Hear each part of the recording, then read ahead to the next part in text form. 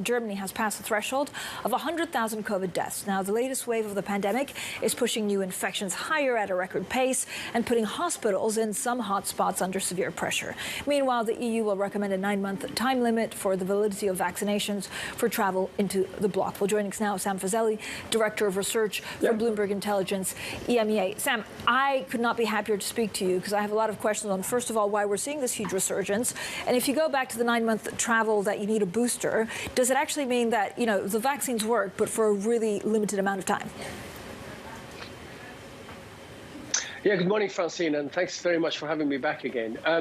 I think we have to think about this.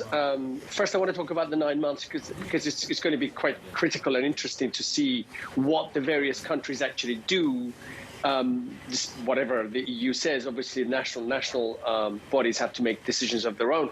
But the question I have here is, what happens if a country is boosting only people above the age of 40?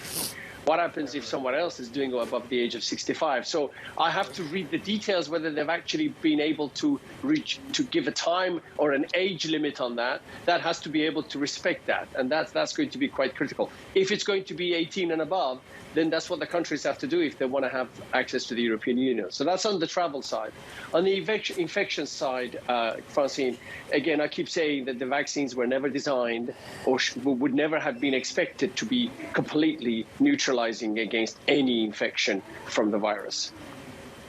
Yeah, but Sam, just to help us explain how we've got to a point where Germany, that was relatively successful in putting in place public health measures at the beginning of this, and then, of course, the rollout of the vaccine and the relatively low death rate there previously, how Germany has become front and center in this battle against the disease versus other countries outside of Europe. What is happening? What is the dynamic at play there? Yeah, so I've been trying to get my head around this a little bit. I've seen some new data come out of Qatar that suggests that you get pretty good protection against hospitalizations having been infected up to about 9 months, at least. That's how far the study has gone. But so I thought, but let's have a look and see whether there's a correlation between the background levels of infections across the countries and their response and relative numbers of hospitalizations, etc. And when you look at Germany, which of course we know they did really well, even if you add up their vaccinations to it, and assuming there's no overlap between infections and vaccinations, which of course there is, they are unfortunately at the very low end of the percentage of population potentially immune one way or another to the virus. So perhaps that's got something to do with it. I have to dig in a bit more, but I'm trying really to get my head around, is it about that? Is that about combination of vaccination and previous infections, which of course the UK has done really well because, I don't know if you could say that, but it's had a lot of infections. Sam, I guess the critical thing for politicians is that it's easier to, manage to invite people that already have 2 doses of vaccine to get a booster than it is for the unvaccinated to get vaccinated with a first dose. What's the right strategy?